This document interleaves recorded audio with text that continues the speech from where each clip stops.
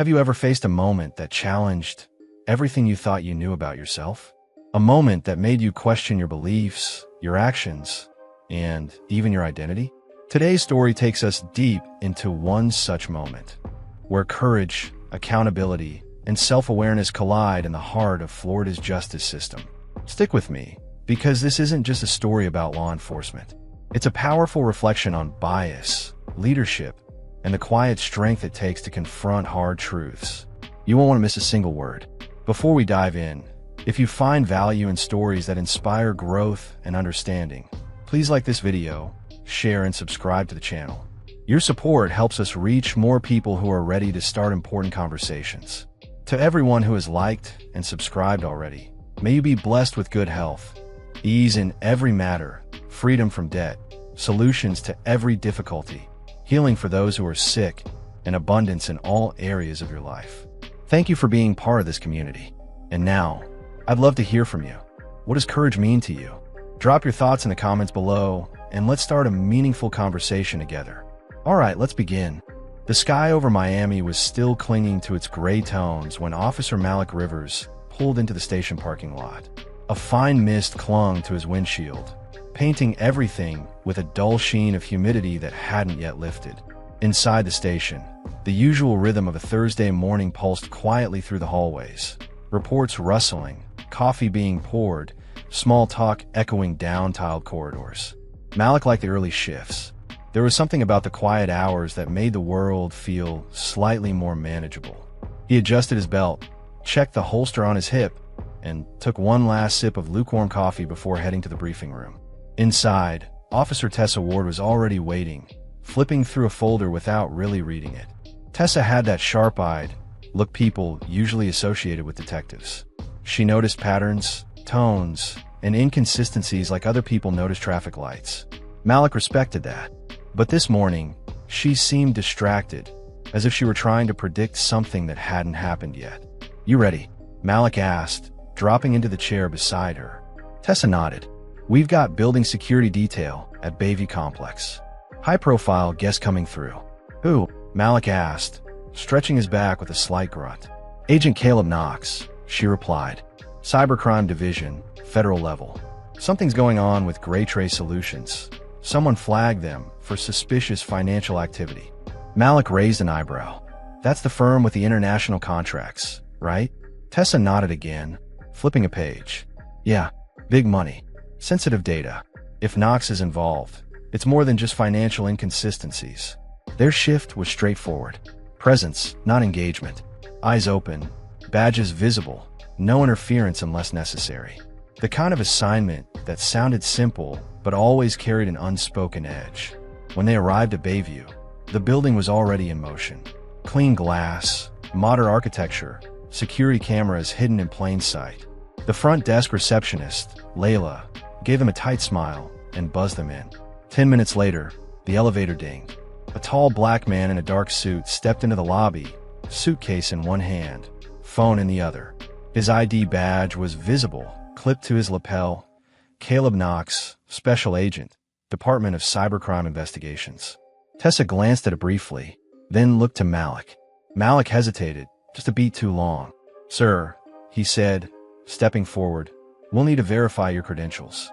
Knox paused, lowered his phone, and looked at the two officers. "You saw the badge." "It's procedure," Malik replied, voice flat but firm. Knox reached into his jacket slowly, retrieving another document. Credentials with embedded security tags. He handed it over without speaking. Malik inspected it. Perfectly legitimate. Tessa was quiet. There was an uncomfortable silence. Not hostile, not aggressive, just waited. Knox took a step toward the elevators. "You planning on stopping me?" he asked calmly. Malik didn't answer. Tessa didn't move. The elevator doors began to close, but Knox didn't enter. He just stood there, staring at both officers like he was calculating something invisible. Then he said, "This took 7 minutes." "What did?" Tessa asked, but her voice was softer now. 7 minutes to turn a federal agent into a suspect. For doing nothing. Neither officer spoke. Knox took the elevator up. Silence settled over the lobby. Tessa looked at Malik. That didn't feel right. Malik folded his arms. "We followed protocol." "Did we?" Tessa asked, but didn't push it further. Back upstairs, Knox entered the 5th floor briefing room. Inside, a digital screen lit up with Greytrace logo and several files already prepared for review. A woman named Eva Sandoval, his partner on this case, greeted him quietly. "Everything okay?" she asked. "Fine," Knox replied, setting down his bag. "Let's get started." But there was a slight tremor in his voice, one that only someone like Eva would notice. Something had happened in the lobby. Something that had less to do with credentials and more to do with everything that came before them. Downstairs, Tessa leaned on the marble counter at the front desk, staring at the spot where Knox had stood. Layla pretended not to notice, eyes focused on her computer, but her fingers trembled faintly on the keyboard. And Malik? He stood near the front doors, watching traffic go by, wondering if the unease twisting in his gut was about Knox or himself. The air in the lobby hadn't shifted, but the mood had. Something about Agent Knox's quiet indictment, not in anger, not even in bitterness, just clarity, had stuck. Malik had heard the words echo in his mind over and over. 7 minutes. That was all it took. Tessa didn't speak as she reviewed her notes, but she wasn't reading them. She was thinking hard about the moment. She had seen the badge, the federal ID, the credentials. So had Malik. And yet, they had treated him like a possible threat, not a partner. Malik finally broke the silence. "We've seen fake credentials before." Tessa nodded slowly.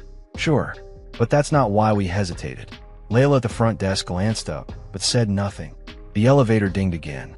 A man in a sharp blazer, clearly corporate, stepped out. He looked around, confused. "Is the briefing still on?" he asked. "Yeah," Tessa replied quickly. "Upstairs, 5th floor." The man walked past them, unaware of the tension that lingered behind him. Malik exhaled. "You think he's going to report us?" "Doesn't have to," Tessa said. That wasn't about paperwork. They stood quietly for a long moment until the elevator returned. Upstairs, Agent Knox connected his laptop to the screen, the Greytrace logo glowing behind him. Eva handed him a coffee, her eyes searching his face. "You sure you're good?" she asked. "I've been through worse," Knox replied. "It's just draining." Eva nodded and moved to her seat. She knew what he meant. Knox had built a career not just on intelligence, but on resilience, the kind you need when people question your authority the moment you walk in the room. Downstairs, Malik leaned against a column and rubbed his eyes.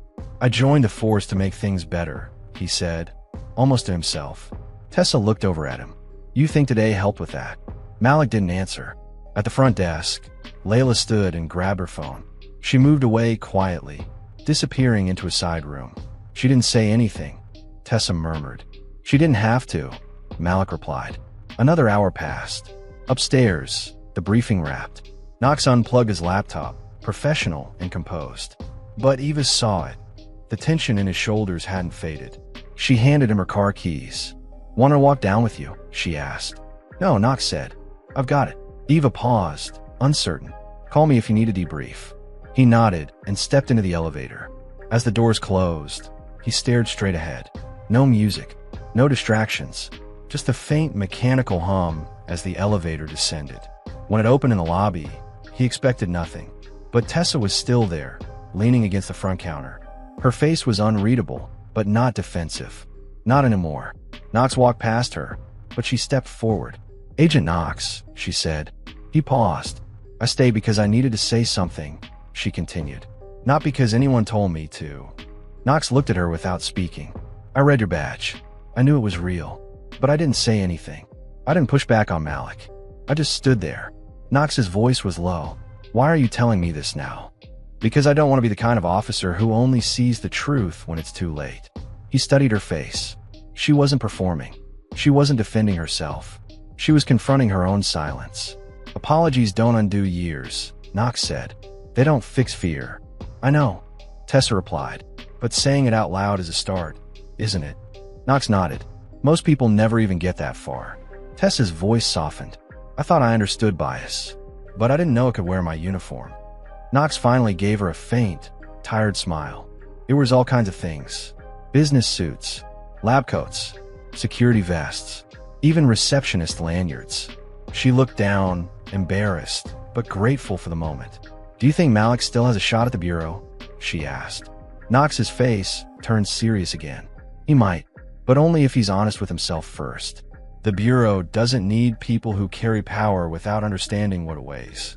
He stepped toward the doors but looked back before leaving. "Tell him the interview's still on," he said, "but I won't be the only one talking." And then he walked outside. The Florida sun had slipped behind thick clouds, casting a gray tint across the parking lot outside the Gray Trace building. The glass doors hissed open behind Agent Knox as he stepped into the open air. A faint breeze rustled the leaves overhead, and somewhere in the distance, tires hissed over damp pavement. It should have been a simple walk to the car. Instead, standing near the far end of the lot, arms crossed, feet set firm like a statue carved from uncertainty, was Officer Malik Darrow. Knox slowed his pace, not surprised exactly, but not expecting company either. Malik looked up and straightened. Their eyes met. No words at first, just quiet recognition of something unspoken. Knox approached, not with tension, not with warmth, just with the kind of curiosity that follows unfinished business. "You waiting for something?" Knox asked. Malik shook his head. "Didn't want to leave like that." Knox nodded once. "Fair." Malik looked away. His voice, when it came, was steady but softer than usual. "This morning, I thought I knew who I was. Thought I was the guy who didn't let stuff like that happen on his watch. And now?" Knox asked. Malik looked directly at him. "Now I think I've just been lucky no one challenged that belief." Knox didn't reply immediately. He let the silence stretch out between them. A passing gull cried overhead, then faded. "You know," Knox said, "in the Bureau, we're trained to analyze patterns. Behavior. Subconscious choices people don't even realize they're making." Malik listened.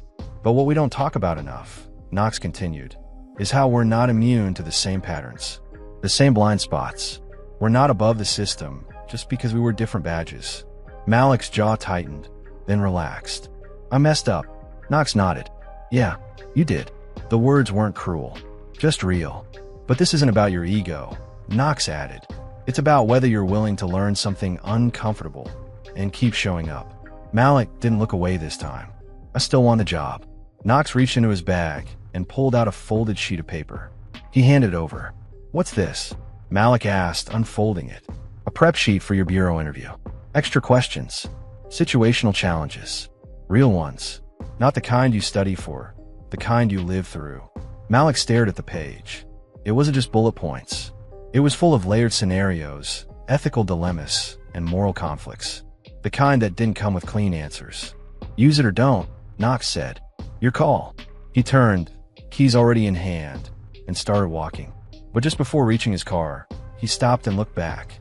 "Next time you walk into a room," he said, "don't just see what's there. Ask yourself what you might be missing." Then he climbed into the driver's seat, started the engine, and drove off without another word. Malik stood alone in the quiet lot, the prep sheet in his hands. It wasn't heavy, not really, but it felt like a mirror, one he hadn't been ready to look into before today. The truth was simple, and it hung over him like the thick Florida air. Some stories don't end in sirens or handcuffs. They end in moments like this. Quiet ones, difficult ones, honest ones, and they begin again, not when the pain fades, but when someone chooses to face it.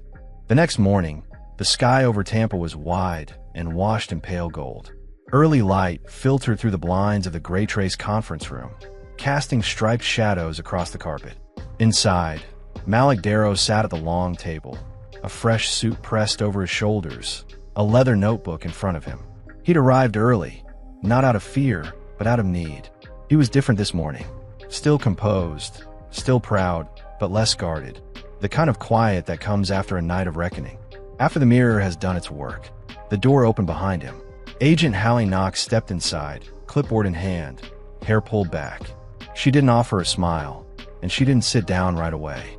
Instead, she paused just inside the doorway, watching him with a look that was impossible to read. "I wasn't sure you'd show up," she said. Malik nodded. "I wasn't either." Hallie finally moved to her seat.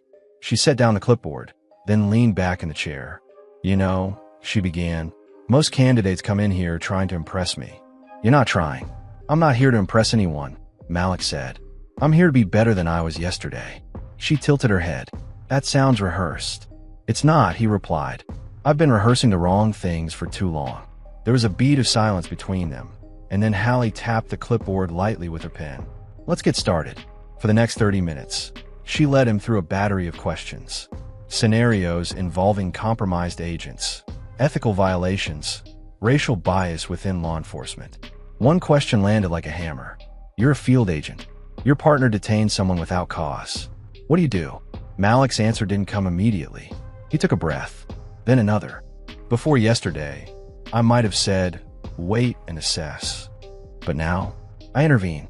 Immediately. Respectfully, but firmly. Even if it cost me something. Hallie marked something on the sheet in front of her. She didn't look up. Later, she asked, what's your biggest weakness? Malik didn't hesitate this time. I assumed that not being part of the problem was the same as being part of the solution. That made Hallie glance at him, just briefly. And now I know that silence is a choice. And I'm done making that one. The room was still. When the final question came, it wasn't from the clipboard. Why do you want to be part of this agency? Malik looked at her, not with desperation, not with pride, but with clarity. Because I believe people like me have something to offer. Not in spite of what we've lived, but because of it.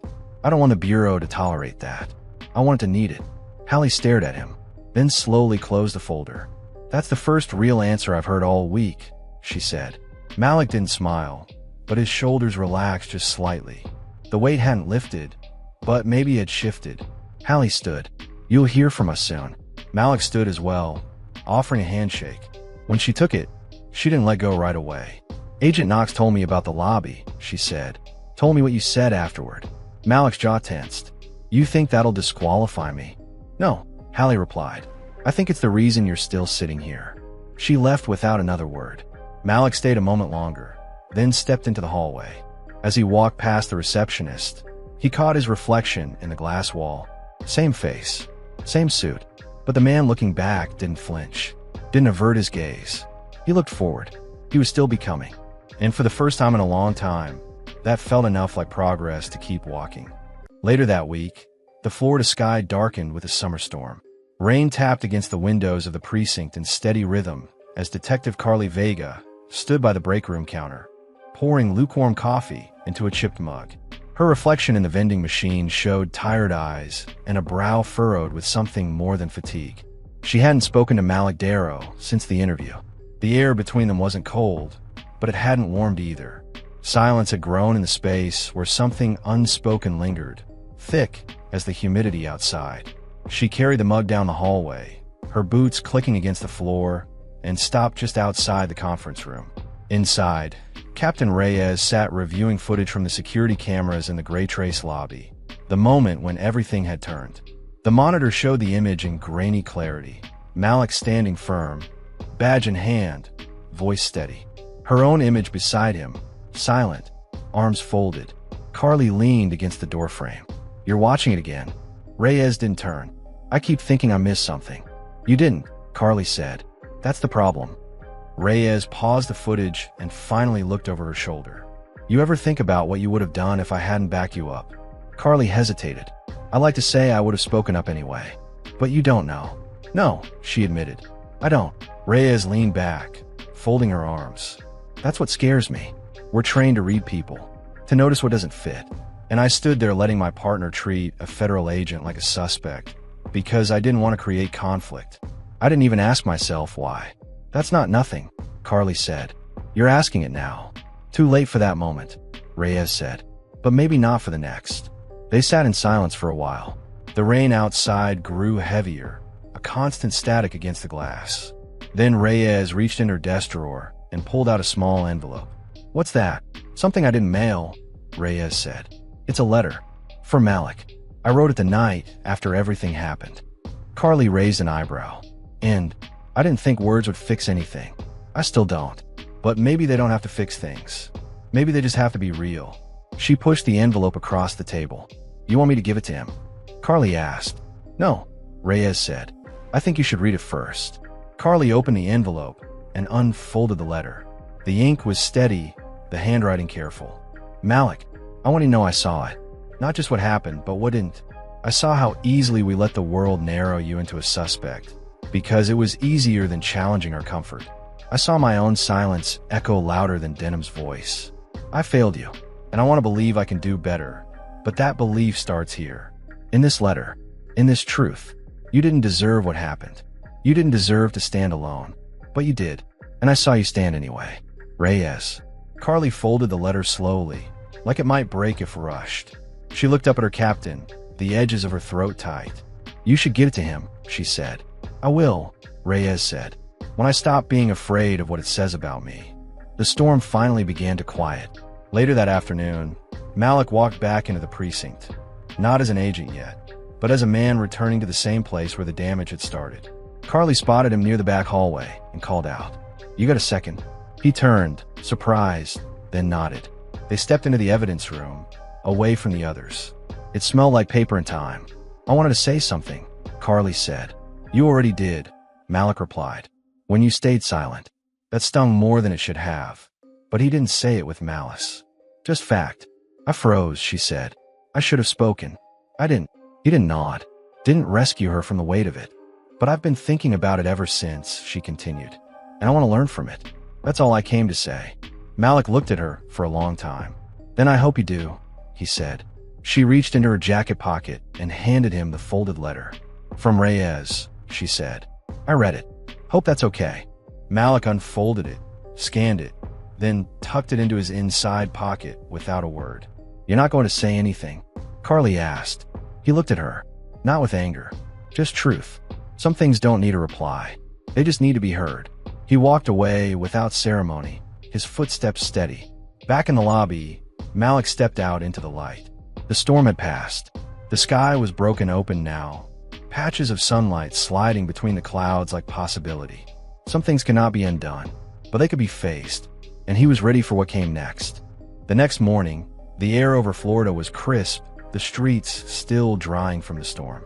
Malik Darrow sat outside a small cafe near the federal building in Tallahassee, a black notebook open in front of him. He wasn't writing in it, just tapping the cover slowly, thinking. Across the street, joggers passed, cars crept through intersections, and a man at the next table coughed into his newspaper. The world moved as if nothing extraordinary had happened, which, Malik thought, was exactly the problem. Extraordinary moments didn't always leave a visible scar. Some carved themselves into the space between seconds, changing how you heard a voice, noticed a glance, or walked into a room. His phone buzzed. A message from Micah Reyes. Interview rescheduled. Friday. You'll do fine. M. He didn't respond. Not yet. A shadow fell across his table. Agent Darrow. He looked up. A tall woman in civilian clothes stood by his table, short-cut hair and eyes that didn't blink often. She looked familiar. It took a second to place her. Serena Wexler, she said, offering a hand. Regional Director for the Bureau. We spoke briefly after your first field exam last spring. He stood, shook her hand. Director Wexler. I remember. She gestured to the seat across from him. Mind if I sit? Please. She sat, set down a tablet and a manila folder. I've been reviewing everything that happened at Gray Trace, she said plainly. The footage, statements, your file. Quite a few people are talking about it. Not sure that's a good thing. Depends on the conversation, she replied. A lot of trainees would have escalated that situation. You didn't. He said nothing. But I'm not here to praise you, she added. I'm here because I want you to understand what you're walking into. Malik leaned forward, curious. We talk a lot about integrity in the Bureau, she said. About character. But what we rarely talk about is discomfort. The kind that doesn't come from hostile fire or high-stress intel, but from walking into rooms where you don't look like everyone else and still choosing to lead. She paused, let that land. You handled yourself in that lobby like someone who's done that before. I have, Malik said. And you will again, she replied. Because being in this agency doesn't mean people will suddenly see you for who you are. It just means you'll be tested by what they assume you're not. He nodded slowly. I'm aware. Wexler opened the manila folder, pulled out a single sheet. Your next evaluation's been moved up. You'll be paired with a senior agent for a field observation. No briefing. No prep. Just you, them, and how you respond. Who's the agent? She smiled faintly. You'll see. She stood, collected her folder, then paused. Malik, she said quietly. Don't prove you belong. Just belong. That's harder. She walked away, heels clicking against the pavement. Malik sat back down, the weight of her words folding into his chest like breath held too long. He looked down at his notebook and finally opened it. Inside were pages of case notes, interview questions, and scribbled thoughts. But on the last page, scrawled in rushed pen, were 5 words he hadn't remembered writing. Remember who you are first. That afternoon, he returned to the precinct for a final review session with Captain Reyes. As he walked in, the lobby had changed. Not dramatically, just subtly. The front desk now had a new face behind it. An older man, kind eyes, who nodded without hesitation when Malik walked through. He stepped into the conference room, where Reyes sat with Carly Vega. "You ready?" Reyes asked. Malik nodded. "As I'll ever be." They worked through case scenarios, discussed psychological profiles, combed through policy changes, but eventually the conversation wandered back to something heavier. "What do you think Denham's gonna do?" Carly asked. Malik considered the question. "Depends on whether he wants the job for the badge, or the reason behind it." Reyes leaned back. "And what about you?" "I know why I want it," Malik said. "That hasn't changed." "Good," she said. "Because everything else will." The sun began to drop lower outside the windows, painting long shadows across the floor. Before Malik left, Carly reached out with a small card. "What's this?" "Something I wrote," she said. "Not an apology, just a start." He read it in silence, folded it once, and tucked it into his pocket. "No response?" she asked, echoing her own question from before. He smiled faintly. Some things don't need one. As he stepped out of the precinct that evening, the streetlights flickered on overhead. He crossed the parking lot slowly, and for the first time in days, there was no one waiting, no confrontation, no quiet witness to what had happened. But he felt different. Not lighter, just clearer. The storm had passed. The next one would come, because it always did, but he would face it not just as a candidate for the Bureau, or as a man with something to prove. He would face it as someone who knew his own story, and refused to let anyone else rewrite it for him. The early morning sun barely touched the horizon when Malik Darrow arrived at the training facility outside Jacksonville. The sprawling campus was a mix of sleek glass buildings and aged brick, the kind of place where ambition breathed in every hallway. Malik stepped out of his car, the warm Florida air wrapping around him like a familiar cloak. His mind was still busy replaying the past weeks. The lobby confrontation, the quiet conversations, the unexpected support from Serena Wexler and Captain Reyes. Today wasn't just another day. It was the start of something new. A trial by fire disguised as routine, an unannounced field observation that would test everything he'd learned. About the Bureau, about others, and most importantly, about himself. He walked into the main building, nodding at reception, who barely glanced up from her screen. Passing through the doors, Malik scanned the room until he spotted her. Agent Carly Vega, waiting near the edge of the training floor. "Morning," she said, her voice steady but not warm. "Ready to get started?" "More than ready," Malik replied. They moved through the corridors together, past classrooms filled with recruits practicing firearm drills, and into a simulated urban environment. A maze of streets, storefronts, and shadowed alleyways designed to mimic real-world unpredictability. "Listen up," Carly said, handing Malik a wireless earpiece. "You won't have any prep. No backstory on the scenario. Just trust your instincts and training." Malik slipped the earpiece in and followed her lead. The first moments were calm. They walked quietly, observing surroundings, watching for any signs of trouble. Then, subtle shifts began. A suspicious figure lingering near a doorway, whispered conversations behind closed blinds, a child playing unattended by the curb. Each detail pulled Malik deeper into the exercise, forcing him to piece together a puzzle that changed with every step. When a simulated alarm rang out, signaling a potential threat, Malik's heart quickened, but his hand stayed steady. Carly watched, evaluating every choice he made. When he hesitated, when he took initiative, how he communicated. At one point, Malik noticed a man acting nervously near a parked van. Instead of confronting immediately, he chose to observe, recalling Julian's words about patterns and what might be missing in a scene. When the man suddenly darted into an alley, Malik followed swiftly but carefully, calling for backup on the radio. The simulated chase was tense and disorienting. but Malik's focus remained sharp. Finally, with a controlled command, he subdued the suspect, a role player trained to push him to his limits. Breathing heavily, Malik stood and waited for Carly to approach. "Not bad," she said, a hint of respect in her tone. "You didn't rush him blindly. You kept your head. That's what counts." Malik nodded, feeling a mixture of relief and resolve. "Why didn't you try harder to prove yourself?" Carly asked suddenly. He looked at her, surprised by the question. "Because it's not about proving," he said quietly. "It's about being honest with who I am and what I stand for. The badge doesn't change that." Carly smiled, the first genuine one Malik had seen from her. "You might just have what it takes." As the day wound down, Malik walked alone through the parking lot, the sun setting behind the pines. He pulled the folded prep sheet from his pocket, the one Julian had given him weeks ago. His fingers traced the edges. The journey ahead wouldn't be easy. There would be more tests, more moments where he'd have to choose between comfort and courage. But Malik Darrow was ready, not because he was fearless, but because he had learned to face fear, to confront bias, and to own his truth. The future waited, wide and uncertain, and Malik stepped into it with steady steps and open eyes. Moral lessons from the story of Malik Darrow and the Florida Bureau. 1. The power of self-awareness and honest reflection. Understanding oneself is the foundation of integrity and effective leadership. Malik's journey begins with confronting uncomfortable truths about his own biases and assumptions.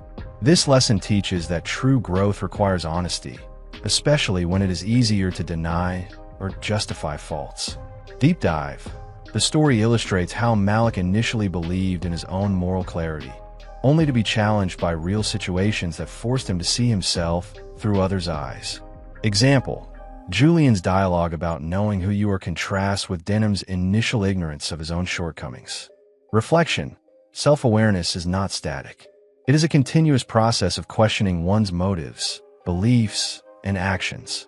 Practical application. Encourage readers to develop habits of regular self-reflection and openness to feedback to uncover hidden biases. 2. Accountability is a starting point, not the end. Apologizing and admitting fault are necessary steps, but accountability goes beyond that.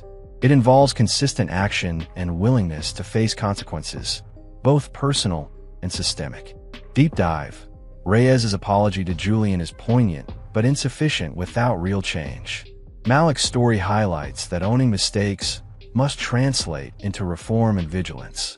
Example: the story's emphasis on hearing yourself say it out loud emphasizes owning responsibility internally before it can be meaningful externally. Reflection. Accountability involves discomfort, and embracing the discomfort is vital for healing and growth. Practical application. Create personal accountability plans that focus on actions rather than mere words. 3. The complex nature of bias and its many faces. Bias is not confined to stereotypes or obvious prejudice. It can manifest in subtle, institutional, and unconscious ways. Deep dive. The story explores how bias can wear many masks: uniforms, suits, and even security badges. Malik learns that no one is immune. Example: Denham's experience and Reyes's realization show how bias can exist even among those who believe they are fair. Reflection. Awareness of this complexity is crucial for creating inclusive and just environments. Practical application. Advocate for ongoing education and training on unconscious bias tailored to diverse settings. For courage is not the absence of fear, but choosing to act anyway.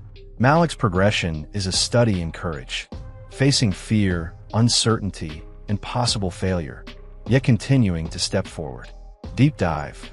The story emphasizes that courage is visible in everyday decisions, like confronting bias or standing up in uncomfortable moments.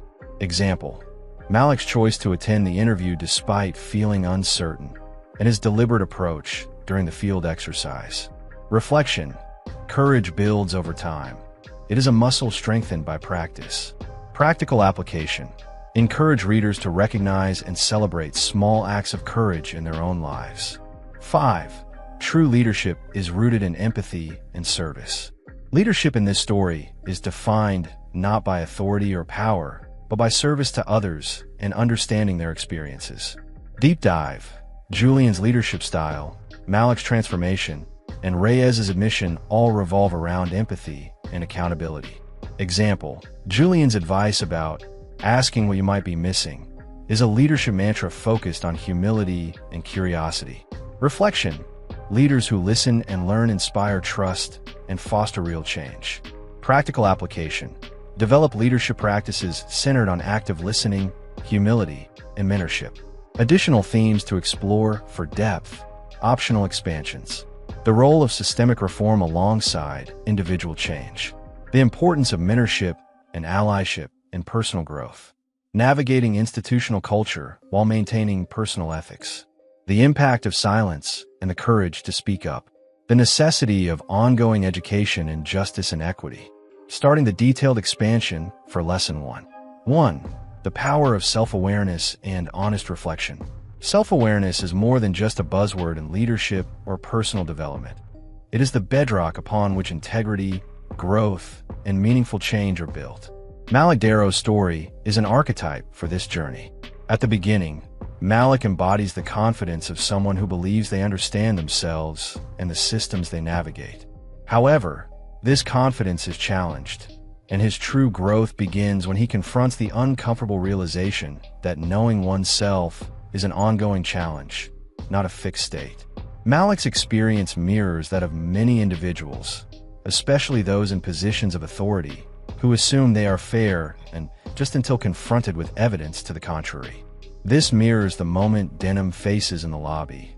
The realization that the uniform he wears and the badge he carries do not inherently protect him from bias, nor do they guarantee moral clarity. The importance of honest reflection. Self-awareness demands a willingness to look honestly at one's actions, motives, and beliefs, even when it is uncomfortable. The story highlights that it is easy to avoid this introspection. For example, Officer Reyes initially chooses silence over confrontation. It is only when she acknowledges her inaction that she can begin to grow. Honest reflection involves asking difficult questions. What assumptions am I making about others? How might my actions be influenced by unconscious bias? Am I truly listening to those whose experiences differ from mine? What parts of my identity or background influence my perceptions? This process requires humility, accepting that one's self-image may be incomplete or flawed. It also requires courage to face these flaws without defensiveness. The role of feedback. In Malik's story, feedback from others acts as a mirror. Julian's calm but firm words to Denham are a catalyst for awareness. Similarly, Malik receives observations from Carly that push him to reconsider his approach. Seeking and accepting feedback is crucial to deepening self-awareness. It provides perspectives that our internal narratives might miss. Practical reflection exercises. Maintain a journal to record moments when your assumptions were challenged. Practice active listening without preparing to respond, focusing purely on understanding. Engage trusted peers or mentors for candid feedback about your behavior. Regularly review your decisions and their outcomes for patterns of bias or error. Conclusion of lesson. The story teaches that the path to justice and leadership starts with the self. Without honest reflection and self-awareness, efforts to address larger systemic issues risk being superficial. Malik's growth shows us that knowing who we are, including our flaws, is essential for meaningful change.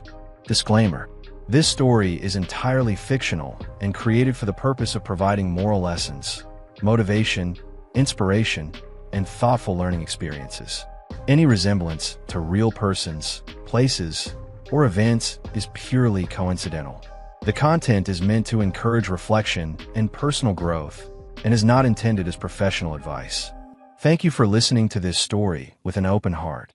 Remember, real change begins when we face the truths we'd rather avoid and choose to grow from them.